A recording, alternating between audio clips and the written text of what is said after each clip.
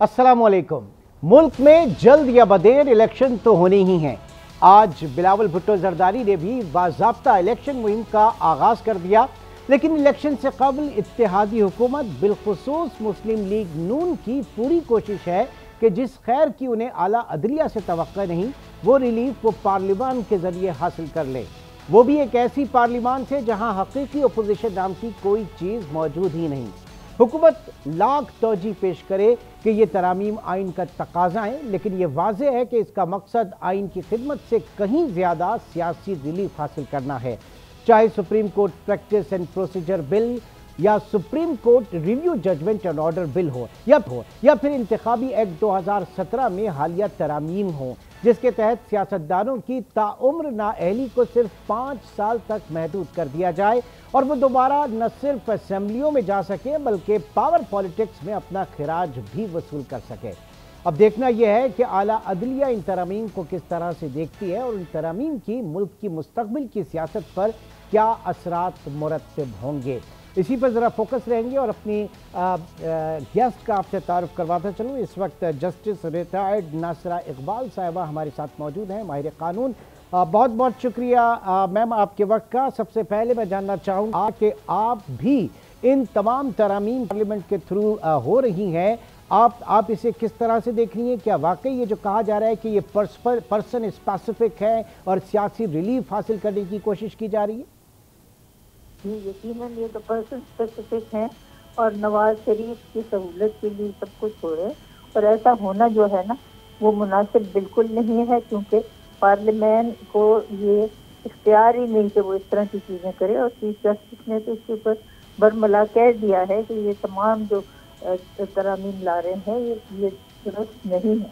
तो ये तरामीम जो है अगर ये पर्सन स्पेसिफिक हैं तो ये होनी ही नहीं चाहिए। दूसरी बात है कि मुकन्नना का काम है तरामीम लाना, और 2/3 अक्सरियत, ना उनके पास 2/3 अक्सरियत है, ना वो तरामीम ला सकी हैं। इलेक्शन होने के बगैर इस तरीके से ये लाना भी जो है ये मुनासिब नहीं है। इलेक्शन होने का कोई इम्कान नज़र नहीं आता, और इलेक्शन इसलिए नहीं हो सकता कि इलेक्शन होगा तो इनकी जो कामयाबी है वो इस बात पे इन्हिसार है कि ये ऊपर से जो कुछ भी है वो लूट घसूट करके और चले जाए और बाकी कुछ भी ना हो। तो ये जो तमाम तरीक़ेकार है ना, इसके साथ कोई भी मैं समझती हूँ इत्तेफाक नहीं कर। अच्छा, आपने कहा कि 2/3 अक्सरियत के बगैर ज़ाहिर के नहीं हो सकती है तरमीम, और तो आप समझती हैं कि एक बार फिर आला अदलिया जो है वो इसको टर्न डाउन करेगी? यकीनन उनको करना जो है चाहिए, क्योंकि ये जो है ये उनके तरीक़ेकार से गलत है, तो ये कैसे कर सकते हैं। और वैसे भी ये काम पार्लियामान का है ही नहीं, ये काम तो मुकन्नना का है। ठीक, इरफान कादिर साहब मुआविन खुसूसी हैं, उन्होंने आज कहा, उनसे ज़रा पूछा गया कि जनाब ये पर्सन स्पेसिफिक है, किसी एक शख्सियत को रिलीफ करने का नहीं, आगे आने वाले भी अगर कोई सियासतदान है वो इसकी लपेट में आएंगे तो ये वो भी इससे बेनिफिट उठा सकेंगे, तो ये क्या होने जा रहा है? मैं समझती हूँ कि ये सब अपने ज़ाती मफाद के लिए जो कर रहे हैं, और वो तो जो है जरदारी उसने तो कह दिया कि जी इलेक्शन तब होगा जब मैं चाहूँगा कि होगा, और मेरी मर्जी के खिलाफ हो सकता ही नहीं। तो मेरी तो समझ में नहीं आती कि वो कहाँ से इतना बड़ा बन गया है यहाँ पे हर चीज़ का मुंतज़िम कि जो वो चाहेगा उसके सिवा कुछ भी नहीं होगा। अच्छा, मजीद ये कि ये जो इस वक्त काविशें जारी है, कोशिशें पाकिस्तान के सियासी अगर दूर नताइज हम देखें तो उसके क्या आप असरात देख रही हैं मैडम? देखिए, इसके दूर नताइज जो है वो बिल्कुल मनफी है। जब तक यहाँ इलेक्शन नहीं होता, इलेक्शन में जो है अक्सरियत हासिल करता है ग्रुप, वो ही कुछ ना कुछ कर सकता है। और यहाँ तो मुझे नज़र नहीं आता, ना इलेक्शन होता नज़र आता है, ना किसी के साथ कोई वाज़ेह अक्सरियत आने का चांस है। तो ये तमाम जो काविशें हैं ना, ये अपनी ज़ात के लिए कर रहे हैं ताकि जो ऊपर से लूट ले। और एक हमारा पंजाबी का तो मुहावरा है, लूटो तो फुटो, तो यहाँ तो ये होने को नज़र आ रहा है। अच्छा, दूसरा ये आज इरफान कादिर साहब को मैंने रेफरेंस दिया था, उनका मजीद कहना है कि अदलिया समेत दीगर इदारे जो हैं वो भी, उनमें भी खुद एहतसाबी की ज़रूरत है। जज साहिबान मुख्तलिफ इदारों को कंट्रोल करें, आइन इसकी इजाज़त नहीं देता। साथ ही साथ उन्होंने ये भी कहा कि ऑडियो लीक से मुतालिक जुडिशल कमीशन बना, अपनी मर्जी का बेंच बनाकर उसे तोड़ दिया गया, तो जज साहिबान सियासी मामलात से दूर रहें, ये मशवरा दिया है। सही मशवरा देते हैं कि सियासी मामलात में जज साहिबान की मुदाखलत नहीं होनी चाहिए, और अगर वो उससे दूर रहें और जिन इदारों का ये काम है उनको करने दें तो बहुत बेहतर है। तो आप भी यही कहेंगी कि सियासत से ज़रा दूर रहा जाए, अदालती मामलात अदलिया जो हैं? बिल्कुल ठीक है, दूर रहना चाहिए। ये काम नहीं, अदलिया का तो काम है कि जब मुकन्ना और इंतज़ामिया का आपस में कुछ तसादम हो तो ये उसके दाद रसी के लिए अवाम के आए, और अगर उन्होंने दाद रसी नहीं करनी तो कुछ फ़ायदा क्या है उनका होने। ठीक, तो मौजूदा हालात को देखते हुए, 1 मिनट और चाहूँगा मैं आपका, मौजूदा हालात को आपको देखते हुए क्या नज़र आ रहा है? ज़ाहिर है कि हर थोड़े दिनों बाद एक चीज़ ऐसी सूरत हाल हो जाती है कि जिसमें हुकूमत या पार्लिमान और अदलिया जो है वो एक दूसरे के आमने सामने आ जाते हैं। क्या होने जा रहा है मैडम? बिल्कुल, इनको आमने सामने जो है ना वो आना चाहिए ही नहीं। जैसे मैंने पहले अर्ज की, ये इनका काम ही नहीं। अदलिया का तो काम है कि ये दाद रसी करे अवाम की भी, और अगर मुकन्ना का और इंतज़ामिया का आपस में कोई तसादम हो जाए तो उसका भी फैसला करे। तो ये बीच में इनको आना चाहिए ही नहीं, और सियासी मामलात में तो अदलिया की मुदाखलत होनी चाहिए। अच्छा, तो आप इस बात में मुत्तफिक हैं कि इस वक्त इदारे जो हैं वो अपने जो उनकी डोमेन है उससे बाहर निकल कर शायद काम कर रहे हैं?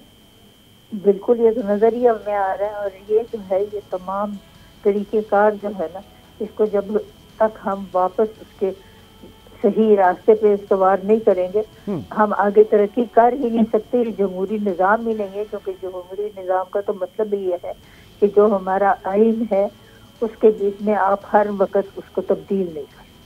ठीक, तो आप समझ रही हैं कि इस वक्त जिस चीज़ को आप अंडू करने के हवाले से बात कर रही हैं, जिन हुदूद की आप बात कर रही हैं, ऐसा मुमकिन भी होगा या सिर्फ मेरी और आपकी ख्वाहिश रहेगी? मेरा तो ख्याल है ये मुमकिन हो सकता है। देखें, जहाँ पे इंसान किसी बात का इरादा कर ले और फिर उसके ऊपर अमल करे तो अमल से जिंदगी बनती है। ये सब बातें जो है ये दुरुस्त की जा सकती हैं, और जब तक दुरुस्त न की जाए तब तक हमारे जो जमहूरी रास्ते हैं उन पे हम गामजन हो ही नहीं। बहुत बहुत शुक्रिया। माहिर कानून जस्टिस रिटायर्ड नासरा इकबाल साहिबा हमारे साथ मौजूद। मौजूदा जो सियासी सूरत हाल है, मौजूदा सियासी अदालती आइनी सूरत हाल पर अपना तजिया पेश कर रही थी। एक छोटे से ब्रेक के बाद अपने गेस्ट पैनल का आपसे तारुफ कराऊंगा और उन्हें भी इस गुफ्तगू में शामिल करेंगे।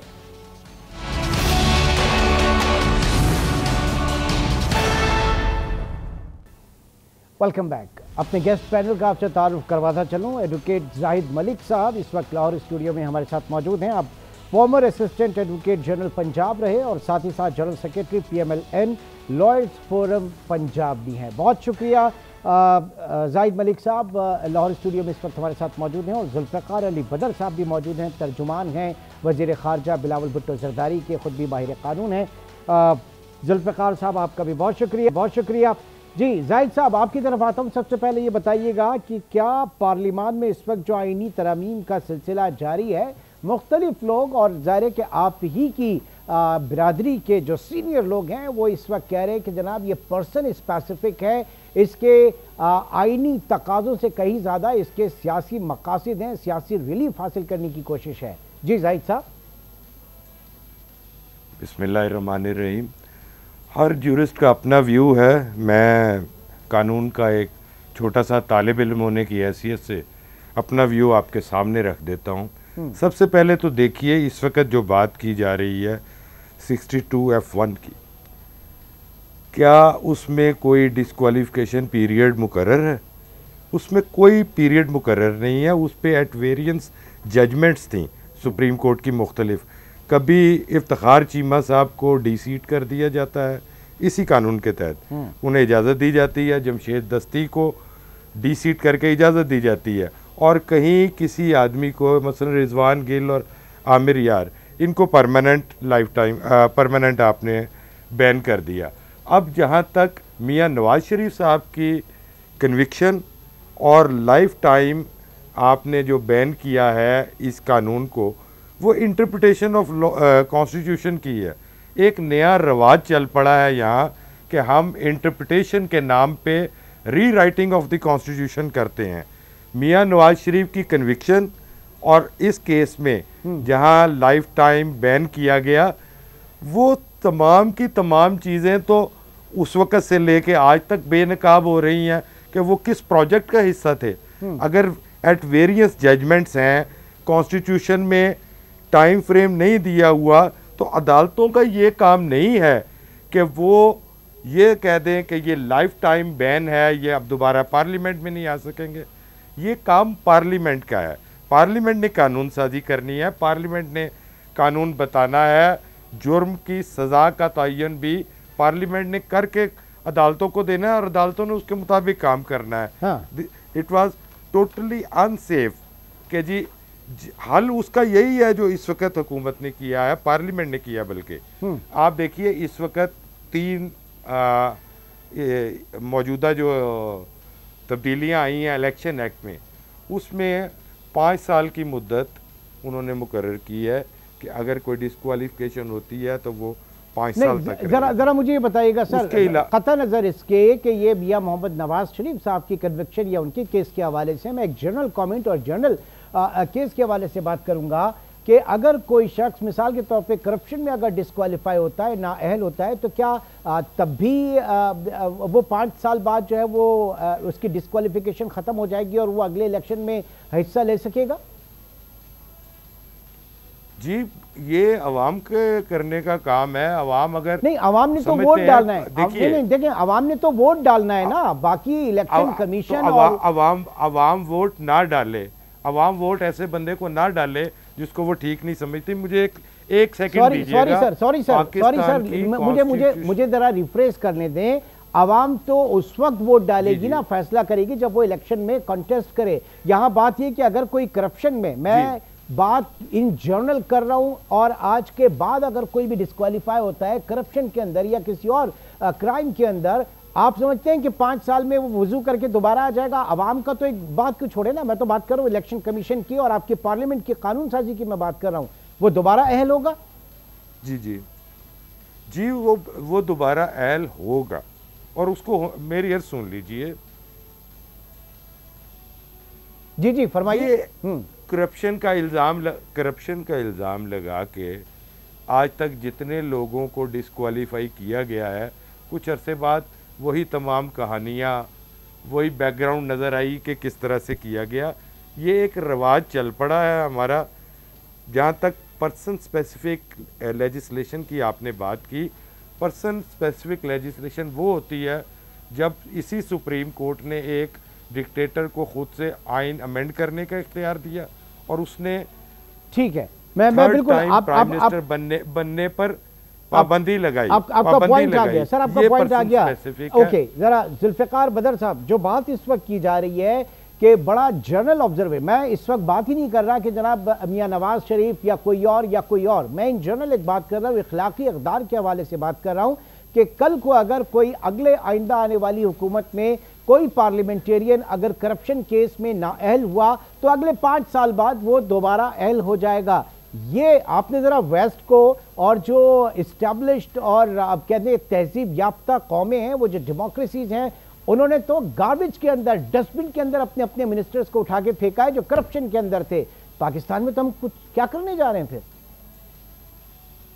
देखिए, बिस्मिल्लाहिर्रहमानिर्रहीम, बहुत शुक्रिया इमरान साहब, आपने अपने प्रोग्राम में बुलाया। देखिए, ये आपका बड़ा गहरा सवाल है। इसके ऊपर तमाम ज्यूरिस्ट को, तमाम स्टेक होल्डर्स को, इवन पार्लियामेंटेरियंस, लॉ मेकर्स को सोचने की जरूरत है कि आप जब असेंबली के अंदर बैठ के ऐसी कानून साजी कर रहे होते हैं तो कोई शख्स आप में से उठ के आके मुल्क के अंदर करप्शन करेगा या कोई ऐसा इकदाम करता है जो कि करप्शन के जुमरे में आता है, तो आप क्या उसको मौका देंगे कि आपके पास वो 5 साल डिस्क्वालीफाई होके आ जाए?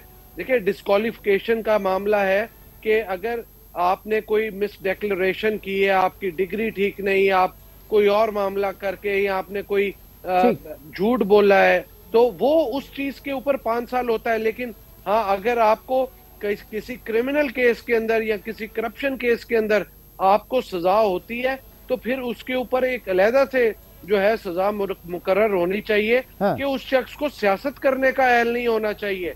अगर वो शख्स दोबारा 5 साल बाद आ जाएगा, और ये सिर्फ सियासतदानों पे लागू नहीं होना चाहिए, करप्शन के ऊपर अगर वो ब्यूरोक्रेट है या कोई कारोबारी आदमी है या किसी के साथ मिलके ये करप्शन कर रहा है, तो मैं समझता हूँ सिर्फ एक बंदे को आपको मुजरिम नहीं ठहराना चाहिए, फिर उसके साथ जितने लोग शामिल है उन सबको जो है, यहाँ पे मैं बहुत सारे लोगों को जानता हूँ जिन्होंने करप्शन की, गवर्नमेंट के जराए वसाइल से पैसे कमाए और उसके बाद अपना प्री बार्गेन किया, नौकरी पे बहाल हुए, नौकरी पे बहाल होके वापस नौकरी कर रहे हैं हुकूमत के अंदर, सूबों में, कौमी। तो आप बताइए ना, सिस्टम पे क्या इसका अच्छा असर पड़ा? सिस्टम के ऊपर, जमहूरियत के ऊपर, मुल्क के निज़ाम के ऊपर तो इससे ज्यादा कोई मेरे ख्याल से खराब चीज हो ही नहीं सकती अगर जो ऐसे लोग दोबारा अगर वापस आ जाएं। बदर साहब देखिए, यही सोचने की जरूरत है कि जब जब यही सोचने की जरूरत है तमाम लॉ मेकर्स को और तमाम पॉलिटिकल स्टेक होल्डर्स को, बल्कि मुआशरे के अंदर ये चीज सोचने की जरूरत है, इस चीज को उजागर करने की जरूरत है कि सेल्फ रियलाइजेशन और पॉलिटिकल पार्टीज के अंदर इस चीज के ऊपर बहस होनी चाहिए कि अगर आपकी पॉलिटिकल पार्टी के ऊपर कोई शख्स करप्शन करता है तो आपको उसको डिस्करेज करना है। और हाँ, अगर इसके अंदर फर्क डालना है आपने कि अगर पॉलिटिकल विक्टिमाइजेशन हो रही है और आपको उस तरह लेके जाया जा रहा है, पॉलिटिकल विक्टिमाइजेशन और करप्शन दो अलहदा चीजें हैं, तो इनके अंदर फर्क रखते हुए तो जाहिद मलिक साहब अगर आप उसमें डिफरेंस रखते हैं, उसके वो पॉलिटिकल विक्टिमाइजेशन क्या है, कहाँ पे उसके साथ ज्यादती हुई, एक चीज वो अलग बाब है। मैं अगेन कह रहा हूं कि इसको किसी एग्जिस्टिंग केस से कंसीडर ना किया जाए। मैं बहुत जनरल कमेंट पे और जनरल बात कर रहा हूं जिसपे आप ये कह रहे हैं कि जनाब करप्शन भी 5 साल बाद दोबारा वो अहल हो जाएगा, ये अवाम का फैसला है कि अवाम उसे मुंतखब करें या ना करें। ये तो समझ में ना आने वाली बात है बिल्कुल।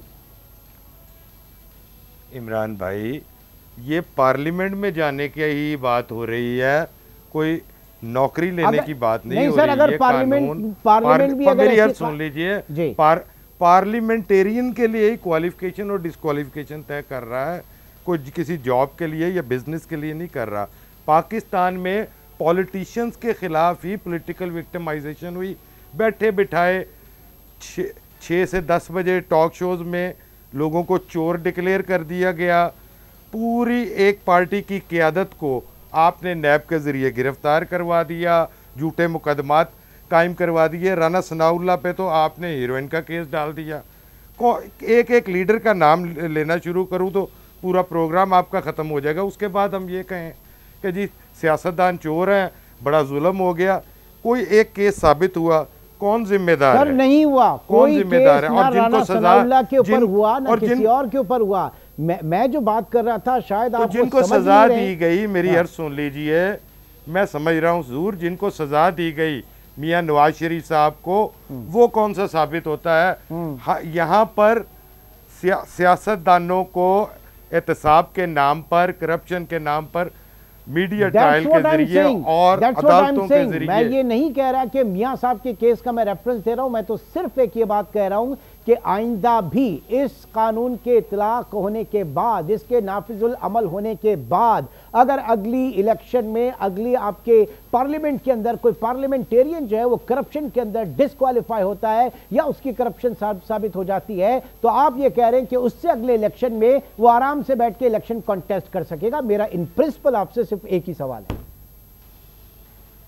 मैं यही गुजारिश कर रहा हूँ कि ये बड़ा आसान हमें लगता है कि पार्लियामेंटेरियन ने करप्शन कर ली। जिस आदमी ने करप्शन की है, जैसे अली साहब ने बताया है, ये सिर्फ अगर कोई क्रिमिनल ऑफेंस है उसकी सज़ा उसके मुताबिक ही मिलनी है। हाँ। और उसी तरह से ही उसकी क्वालिफिकेशन और डिस्क्वालिफिकेशन चलनी है। ऐसा नहीं है कि आप किस चीज़ को करप्शन के ज़ुमरे में लाएंगे। ज़रा देख लीजिए ना, ये जनरल टर्म नहीं है कि जी करप्शन करप्शन। ठीक, किसी कोई स्पेसिफिक, उसने अपने ओहदे का नाजायज़ इस्तेमाल किया, चीटिंग पब्लिक एट लार्ज की, नैब के पास आ जाएगा। एंटी करप्शन का होगा, उस तरफ आ जाएगा। ठीक, ये हर कानून के तहत कार्रवाई होती है, उसकी सजा जजा का सिलसिला है। कोई आदमी मॉरली करप्शन को जस्टिफाई नहीं कर सकता, सवाल ही कभी नहीं भी पैदा नहीं होता, कर सकता। सवाल ही नहीं पैदा होता। मैं सिर्फ, ठीक है जी, कोई आदमी नहीं करेगा। मैं सिर्फ ये गुजारिश कर रहा हूँ कि ये पार्लियामेंटेरियन की क्वालिफिकेशन और डिसक्वालिफिकेशन का मसला है। यहाँ पर एक बदकिस्मती से हमारा एक कल्चर बनाया गया है पिछले 40 साल से कि बड़ी आसानी से हम किसी पार्लियामेंटेरियन, किसी सियासतदान के बारे में स्वीपिंग स्टेटमेंट दे दें, ये करप्ट है, और वो पॉपुलर नैरेटिव बन जाता है। ठीक है, अच्छा, इस चीज को मद्देनजर रखते हुए बदर साहब ये बताइए, आपने लगा देनी, आप सही कह रहे हैं, इलेक्शन लड़ने का मौका दे। ठीक है, वो तो जाहिर है कि अब चीजें जब यहाँ से चलेंगी तो फिर कहीं ना कहीं तो मंतकी इंजाम होगा।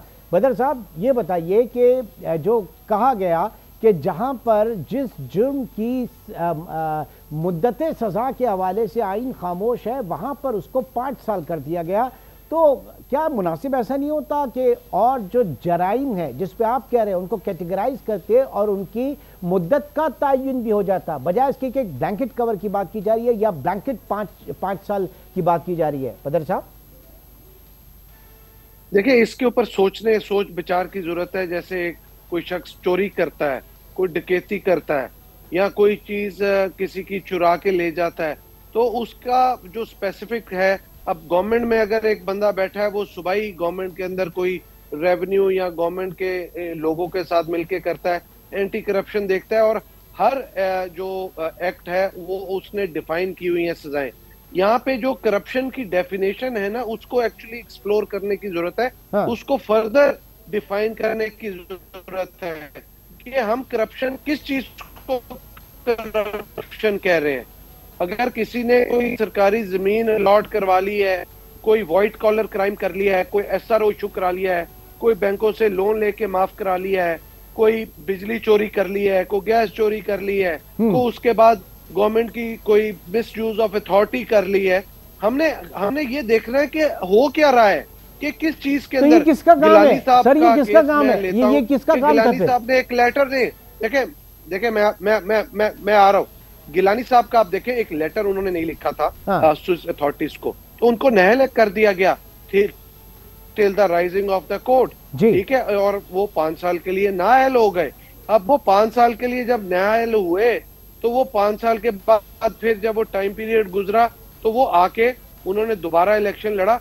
अब उस सारे केस के अंदर करप्शन नहीं थी, ठीक है, उन्होंने एक जो है कंटेम्प्ट की थी, कोर्ट का ऑर्डर नहीं माना था। अब ये सारे मामले को समझने की जरूरत है कि ये सारा लॉ मेकर्स ने बैठ के एग्जैक्टली तो ये भी पार्लियामेंटेरियंस ने करना है ना सर, इसी पार्लियामेंट ने करना है, पार्लियामेंटेरियंस ने करना है, लॉ मेकर्स ने करना है, पार्लियामेंट ये जो कानून साजी है, ये काम ही लॉ मेकर्स का है, और उनको ये लॉ मेकिंग के ऊपर ज्यादा सोच विचार करने की जरूरत है, क्योंकि हमें अब थोड़ा सा इस मुल्क को आगे लेके जाना है, और यहाँ पे हमें MNAs MPS के फंड और उनकी डेवलपमेंट, उनकी कॉन्स्टिट्यूएंसी की डेवलपमेंट से आगे जाके उन लोगों को हेल्प करने की जरूरत है, तकवीयत देने की जरूरत है, जो लॉ मेकिंग के अंदर आके बात करें। वो आप बल्दियाती हुकूमतें बनाएंगे, कायम करेंगे, उनको काम करने देंगे, तो वो मामला हल होंगे ना, तो फिर वो आपके जो पॉलिसी मेकर्स हैं वो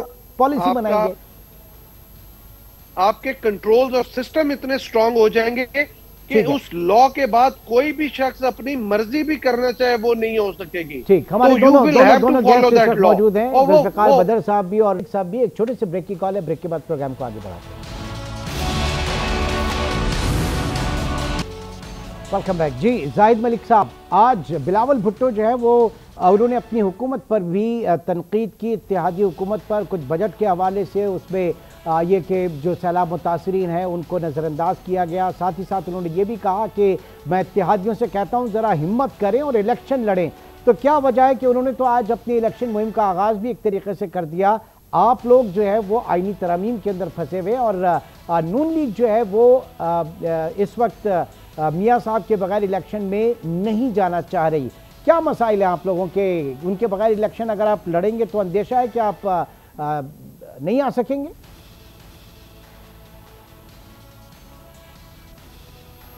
देखिए, मियाँ नवाज शरीफ साहब मोहतरम कायद हैं पाकिस्तान मुस्लिम लीग नून के, और जाहिर है कि उनकी क़ियादत में ही हमने इलेक्शन कैंपेन में जाना है। वोट बैंक मियाँ नवाज शरीफ साहब के नाम का है, पार्टी उनके नाम पर खड़ी है, हर मुस्लिम लीगी के दिल में वो हैं, हम उनके बगैर अधूरे हैं और उनकी क़ियादत में इलेक्शन में जाएंगे। दूसरी बात, बिलावल भुट्टो ज़रदारी साहब की बात का जवाब दिया जा सकता है, लेकिन मैं ये समझता हूँ कि चूँकि इलेक्शन है, इसमें हर जमात ने इलेक्शन में जाना है, अपना मौक़िफ़ भी बयान करना है, और हमने और पीपल्स पार्टी ने कोई मिलकर इलेक्शन तो नहीं लड़ना। ज़्यादा इम्कान तो ये है कि हम आमने सामने इलेक्शन लड़ रहे होंगे, तो उस वक़्त हो सकता है हम भी कोई सख्त गुफ्तगू करें, लेकिन अभी इस वक्त हम एक कोलिशन गवर्नमेंट में हैं। मैं बड़े अदब से ये गुजारिश करूँगा, मोहतरम बिलावल भुट्टो ज़रदारी साहब बड़े अच्छे यंग एनर्जेटिक लीडर हैं, मगर वो हुकूमत के वज़ीर ख़ारजा हैं, तो ठीक है अभी 2 महीने हैं हमारी इस कोलिशन गवर्नमेंट को, उसके बाद इलेक्शन का एक टेम्पो बनेगा, हम अपनी अपनी तकरीरें करेंगे। दफ़तन तर्क ताल्लुक़ में भी रुसवाई है, उलझे दामन को छुड़ाते नहीं झटका देकर। तो ये उनकी बात को रिस्पॉन्ड मैं नहीं करूँ। ठीक है, लेकिन आप ना कहते कहते भी हमारी ना कहते कहते भी बहुत कुछ कह गए जी। बदर साहब अब ये बाकी जहाँ तक अगर इजाज़त दें तो बाकी जहाँ तक हमारी इलेक्शन स्ट्रेटजी का ताल्लुक है, हम हर वक्त इलेक्शन के लिए तैयार है, हमें कोई मसला नहीं है। अभी तो कहने को तो आज़ाद कश्मीर के ज़िमनी इलेक्शन पे भी बहुत कुछ कहा जा सकता है। मैं आ जाता हूँ उस पॉइंट के ऊपर। जरा बदर साहब पहले आपकी तरफ आऊँगा। बिलावल साहब आज जो है उन्होंने शिकवा किया, बदर साहब उन्होंने शिकवा किया कि नून लीग, उन्होंने कहा कि मुझे वज़ीर आज़म शहबाज शरीफ की नीयत के ऊपर कोई शक नहीं है, लेकिन उनके साथ जो टीम है वो डिलीवर नहीं कर रही, वो डिलीवर नहीं होने दे रही। बहरहाल कहा कि थोड़ी हिम्मत दिखाएं और इलेक्शन में आए। जबकि यहाँ पर जो आपके दूसरे हमारे मेहमान हैं जनाब जाहिद मलिक साहब, वो कहते हैं हमें कोई मसला नहीं है, लेकिन मियाँ साहब जो है वो पार्टी लीडर हैं, पार्टी कायद हैं, उनकी क़यादत में ही इलेक्शन में जाएंगे। तो ये तो सारी चीज़ें कंडीशन है ना कि कब ये कानून पास होगा, तरमीम पास होगी, उसके बाद जो है वो और चीज़ें आगे बढ़ेंगी। देखिए, मियाँ साहब के हवाले से मैं इतना ही कहूँगा, मियाँ साहब वापस आएंगे, he will have to face the trial, और उन्होंने अपने जो केसेस हैं उसको करके जैसे वो उससे बाहर निकलेंगे, he will be able to lead the party, उनकी अपनी पार्टी। तो उनको कोई रोक टोक नहीं आगे फेस करके अदालतों से बरी होके आके करेंगे, तो इसमें किसी को भी कोई इतराज नहीं होना चाहिए, और उनका अपना एक राइट है, फंडामेंटल राइट है। जहां तक बिलावल भुट्टो ज़रदारी साहब की बात है, देखिए बिलावल भुट्टो ज़रदारी साहब ने अपनी जो रिजर्वेशन शो की है वो बड़ी एक जायज और बड़ी जेन्युइन रिजर्वेशन है। उन्होंने कहा प्राइम मिनिस्टर ले रहे थे फंड, ये जो सैलाब ज़दगान के हवाले से दूसरे मुल्कों से, इंटरनेशनल इंस्टीट्यूशन से, तो उसमें प्राइम मिनिस्टर ने उस टाइम पे कहा था कि जी हम बजट के अंदर जो एलोकेटेड फंड रखेंगे, ये जो सैलाब ज़दगान है और डेवलपमेंट के हवाले से, क्रॉप्स के हवाले से, आपकी आवाज थोड़ी सी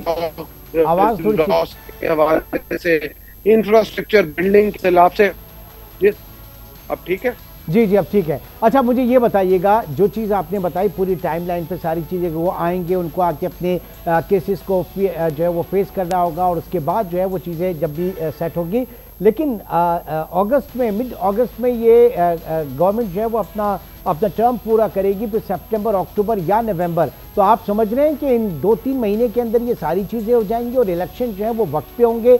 अभी तो ये सिर्फ जो एक्ट है, इलेक्शन एक्ट 2017 में तरमीम इस वक्त पार्लियामेंट में आई है, अभी तो सुप्रीम कोर्ट ने देखना है कि वो क्या करती है। तो आपको नजर आ रहे हैं फिर इस साल इलेक्शन, बदर साहब? देखिए, मैं ये समझता हूं कि बिलावल भुट्टो ज़रदारी साहब का जो आज की तकरीर है, उसके अंदर उन्होंने डिमांड की है कि इलेक्शन ना वक्त से पहले होना चाहिए, ना वक्त के बाद होना चाहिए, मुकर्ररा वक्त पे होना चाहिए। और पीपल्स पार्टी और उसकी लीडरशिप इलेक्शन के लिए तैयार है। और इसी तरह उन्होंने अपनी इत्तेहादी जमातों, जो कोलिशन पार्टीज है, उनको भी कहा कि आप भी तैयारी करें और इलेक्शन में जाएं ताकि हम इलेक्शन लड़ सके। इसमें कोई बुराई नहीं है। जो उन्होंने रिजर्वेशन शो की है, फखर साहब ने हमारे से एक चीज कमेंट की थी कि वो जो सलाबजदगान है उनके हवाले से बजट में फंड रखा जाएगा। ठीक। तो जिसने ये बजट बनाया और हाँ। जिन लोगों ने इसके अंदर कंट्रीब्यूट किया, उन्होंने वो फंड क्यों नहीं रखा? प्राइम मिनिस्टर को लेट डाउन क्यों किया? तो उसके ऊपर रिजर्वेशन है। उन्होंने कहा हम वोट भी तभी देंगे अगर हमारी रिजर्वेशन को एड्रेस किया जाएगा और सलाबजदगान के लिए फंड रखा जाएगा बजट में। तो मैं नहीं समझता कि अगर कोलिशन में बैठ के आपकी आपस में अंडरस्टैंडिंग और जाहिद मलिक साहब अब जरा आप इस और उसके ऊपर फिर बुनियादी बात के ऊपर जी जाहिद मलिक साहब आप रेस्पॉन्ड कीजिएगा और मुझे बताइए कि अब अगस्त, ये जून आपका ऑलमोस्ट मिड जून, फिर जुलाई अगस्त में हुकूमत जो है उसका टेन्योर पूरा होगा, फिर सितंबर अक्टूबर या नवंबर, तो ये सारे अदालती मामलात, आईनी मामलात, कानूनी मामलात, ये सब इस बीच में निमट जाएंगे जो आप आस लगा के बैठे हैं कि जनाब वक्त पे इलेक्शन भी हो जाएंगे और 2023 जो है वो इलेक्शन ईयर होगा? जाहिद साहब सर, इलेक्शन तो 2023 में ही होगा और मुकर्रर आईनी मुद्दत में ही होगा। हमारे अदालती मामलात ख़त्म होते हैं या नहीं होते, इससे इलेक्शन का कोई ताल्लुक़ नहीं। मियां नवाज शरीफ वो बहादुर लीडर है जो अपनी बेटी को लेकर कैद काटने के लिए आ गए थे, इसलिए हमें ये डर खौफ नहीं है कि जी पहले अदालती मामला ठीक हो, मियां साहब की एक्विटल हो और फिर वो आए। ऐसी कोई बात नहीं है। तो हमने इलेक्शन लड़ना है। मियां साहब के एक्विटल के दूसरी बगैर भी इलेक्शन लड़ने के लिए तैयार हैं, उनके एक्विटल के बगैर भी? सर बिल्कुल तैयार हैं, क्यों नहीं है। मियां साहब ने लीड करना है, चाहे वो इंग्लैंड बैठ के लीड कर रहे हो, पाकिस्तान आके लीड कर रहे हो, जेल में बैठ के लीड कर रहे हो।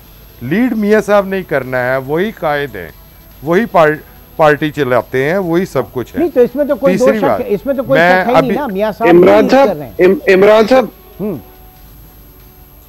जी बोलिएगा। मैं अभी पहले भी मैंने अर्ज किया कि मैं मोहतरम बिलावल भुट्टो जरदारी साहब की बात को रिस्पॉन्ड नहीं करना चाहता। अभी हमारे भाई ने कहा, मैं फिर बड़े अदब से ये गुजारिश करूँगा कि इख्तलाफ राय होता है, लेकिन जब आप कोलिशन में बैठे हों तो टीवी स्क्रीन पर या जलसों में इख्तलाफ राय नहीं किया जाता, कैबिनेट में बैठ के किया जाता। और मैं फिर ये गुजारिश करूँगा पूरी पीपल्स पार्टी की क़यादत से कि ये इख्तलाफ राय आप मीटिंग्स में कीजिए। अगर आप बदर साहब आप वक्त के और हालात का तकाज़ा, उसकी नज़ाकत को समझें और ठीक है, इख्तलाफात जो हैं वो कैबिनेट मीटिंग में कर लिया करें, जल्द से जुलूसों में ना किया करें। अगर करेंगे तो फिर आपको भी जवाब मिलेगा। जी बदर साहब। देखिए, बात ये है कि बिलावल साहब पार्टी लीडर है, ये बात ऑलरेडी प्राइम मिनिस्टर साहब को कन्वे हो चुकी है, पार्टी जो दूसरे कैबिनेट लीडर मेंबर्स हैं उन्होंने कर दिए हैं। और बिलावल साहब ने एक जनरल बात की है, उन्होंने कहा हमारी रिजर्वेशन है और हम कोलिशन गवर्नमेंट का भी हिस्सा है, क्योंकि प्राइम मिनिस्टर को एक मैसेज देना था। वो मैसेज उन्होंने इम्प्लिसिटली भी दे दिया और एक्सप्लिसिटली भी दे दिया। इसमें कोई ऐसी बात नहीं की कि किसी के खिलाफ कोई बात की हो या हुकूमत के खिलाफ या प्राइम मिनिस्टर के खिलाफ। उनको सिर्फ एक इंदिया दिया है कि जो हुकूमत में बैठे बात लोग आपकी बात इस वक्त सामने है। जस्टिस नासिर, एडवोकेट जाहिद मलिक और जुल्फ़िकार अली बदर साहब हमारे साथ आज के प्रोग्राम में शरीक रहे। इंशाल्लाह आपसे कल मुलाकात होगी। टिल देन टेक केयर, अल्लाह हाफ़िज़।